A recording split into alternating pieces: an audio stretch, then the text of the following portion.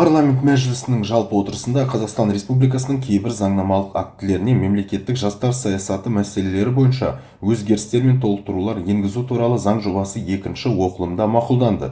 Депутат Жәмила Нұрмабетованың айтуынша, заң жобасы мемлекеттік жастар саясаты саласын жетілдіруге, қоғамдық қатынастарды кешенді реттеудің тиімді құқықтық негізін қалыптастыруға, жұмыспен қамтуды қамтамасыз етуге, жастардың дамуына қолайлы жағдай жасауға бағытталған. Заң жобасымен жұмыс барысында депутаттар жастар ұғымының жас шегін 29-нан 35 жасқа дейін ұлғайтуға бағытталған түзету енгізді.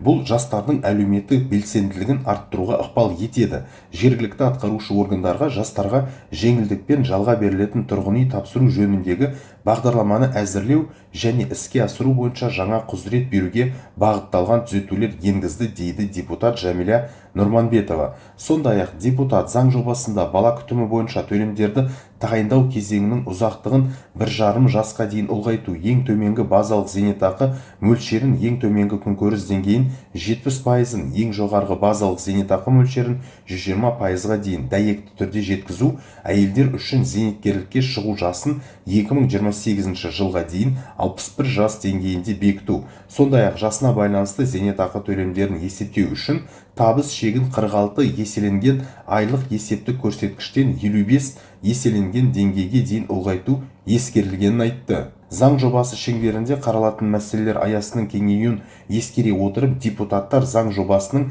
тақырыбын Қазақстан Республикасының кейбір заңнамалық актілеріне мемлекеттік жастар саясаты және әлеуметтік қамсыздандыру мәселелері бойынша өзгерістер мен толықтырулар енгізу туралы деп өзгерту жөнінде ұсыныс енгізді, деп нақтылады Нұрманбетова.